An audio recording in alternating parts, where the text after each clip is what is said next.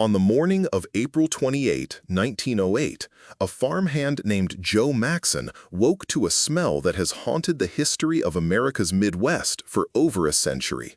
It was the thick, acrid scent of wood smoke and something else, something heavier, drifting through the hallways of a farmhouse on the outskirts of Porte, Indiana. By the time Maxon leaped from his second-story window to escape the inferno, the grand home of Belle Gunness was already a roaring chimney of flame. Neighbors and volunteer firefighters watched in silence as the structure collapsed into a smoldering cellar, convinced they were witnessing the tragic end of a local widow and her 3 young children. But as the ashes cooled and local authorities began to sift through the debris, the tragedy shifted into something far more sinister. They found the remains of 4 people in the basement, 3 children and 1 adult female. However, the woman's body was missing its head. As investigators looked closer, they realized the scale of the home was not large enough to hold the secrets buried just a few yards away in the soft, dark earth of the hog pen.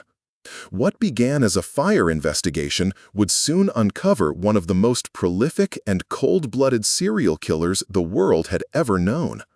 This is the story of Belle Gunness, the woman they called Hell's Belle. To understand the monster that Belle Gunness became, we have to look back to the cold, rugged landscape of Norway in the mid-19th century. Born Brynhild Paulsdatter Sturseth in 1859, she grew up in the rural district of Selbu. She was the youngest of 8 children, born into a life of crushing poverty. In a small village where social status was everything, the Sturseth family occupied the lowest rung. It is here, historians believe, that the seeds of her obsession with wealth and land were first planted. By the age of 21, Brynhild followed the path of so many other immigrants, sailing for the United States in search of the American dream. She arrived in Chicago in 1881, trading her Norwegian name for a more Americanized one. It was in the bustling industrial heart of Chicago that she met her first husband, Mads Sorensen. On the surface, they were the picture of immigrant success. They opened a small confectionery shop and started a family. But the darkness that followed Belle throughout her life appeared early. Within a few years, the candy store burned to the ground. It was deemed an accident, and the couple collected a significant insurance payout.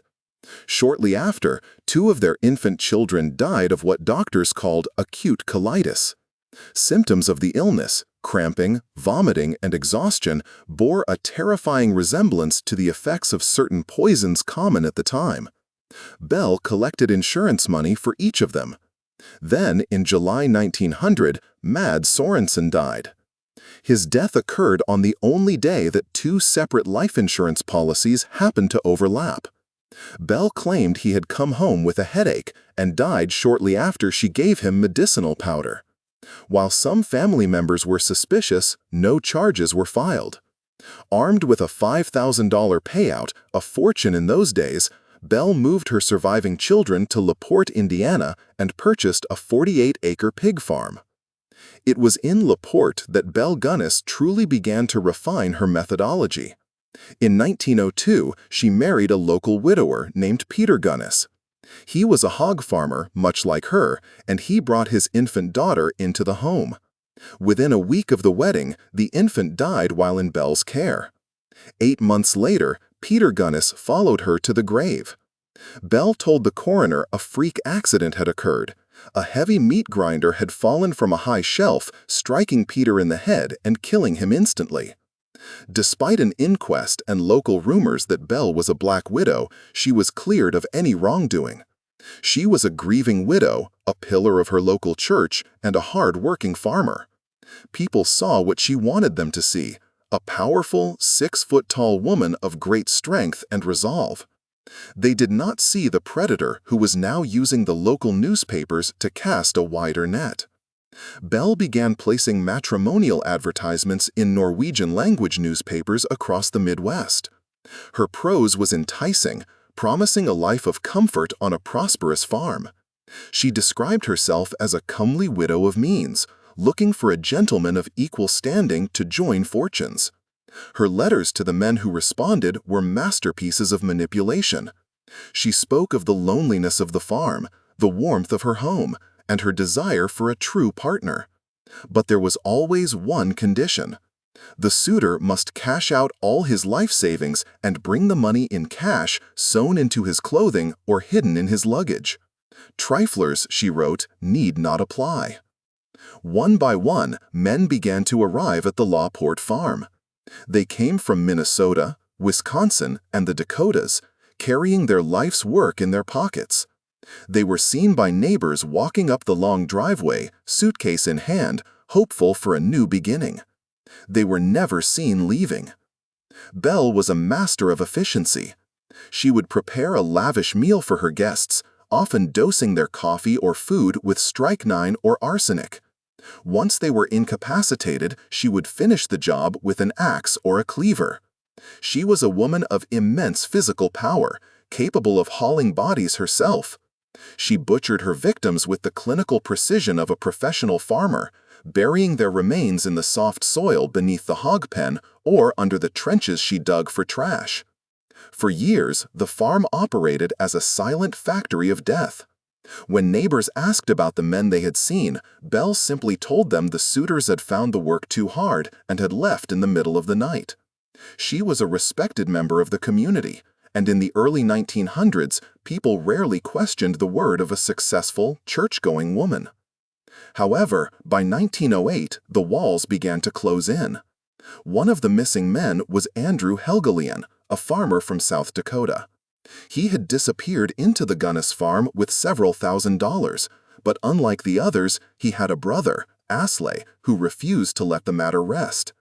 Asley began writing to Belle, demanding to know where his brother had gone. Belle's letters became increasingly frantic and dismissive, but Asley was not deterred. He informed Belle that he was coming to Indiana to find his brother. At the same time, Belle was dealing with a disgruntled former farmhand named Ray Lamphere. Lamphere had been Belle's lover and likely her accomplice in some of the burials, but she had fired him and was now trying to have him committed to an asylum or arrested for trespassing. She told the local sheriff that Lamphere was a dangerous man who had threatened to burn her house down with her and her children inside. On the night of April 27, Belle Gunness was seen in town buying kerosene. A few hours later, her house was an inferno. When the local sheriff, Smutzer, stood over the smoldering ruins the next morning, he initially believed he was looking at a murder-suicide committed by Ray Lamphere. But when Asley Helgelien arrived at the farm a few days later, he insisted that the authorities start digging. He pointed to a depression in the earth near the hog pen. The first body they pulled from the mud was Andrew Helgelien. Then they found the remains of Jenny Olson, Belle's foster daughter who had been missing for years. Then another, and another. The town of La Porte was transformed into a macabre carnival. Thousands of sightseers arrived on special trains to watch as investigators unearthed the dismembered remains of nearly a dozen men and children. The scale of the carnage was unlike anything the country had ever seen. As the body count rose, the mystery of the fire deepened. The headless woman in the cellar was significantly smaller and lighter than the 6-foot, 200-pound Belle Gunness. While a set of dentures belonging to Belle was eventually found in the ashes, many believed they had been planted. The suspicion grew that Belle had murdered a local woman, decapitated her to prevent identification, set the fire as a diversion, and escaped into the night with the hundreds of thousands of dollars she had stolen from her victims. Ray Lamphere was arrested and put on trial for the murders and the arson. The trial was a national sensation, a window into the dark heart of the American pastoral. Lamphere was eventually cleared of the murders, but convicted of arson. On his deathbed in prison a year later, he allegedly confessed that Belle had planned the entire thing. He claimed she was a monster who had killed over 40 people, and that she had indeed escaped, laughing at the authorities as she fled the state. The case of Belle Gunness remains one of the great enigmas of criminal history. Was she the headless corpse in the basement, a victim of her own twisted games? Or did she live out her days in some distant city, enjoying the spoils of her grisly labor? For decades, sightings of Belle were reported across the country, but she was never officially found. Her story is a chilling reminder of the mask of normalcy. Belle Gunness utilized the values of her time, the sanctity of the widow, the respect for the hardworking farmer, and the trust of the immigrant community, to camouflage a predatory nature that was as calculating as it was cruel. She saw people not as human beings, but as obstacles or opportunities for profit. In the end, the farm in Porte was cleared, and the woods eventually reclaimed the land where so many men had walked toward their deaths. But the legacy of Hell's Belle persists. She stands as a testament to the fact that evil does not always hide in the shadows of the city. Sometimes it lives in the house next door,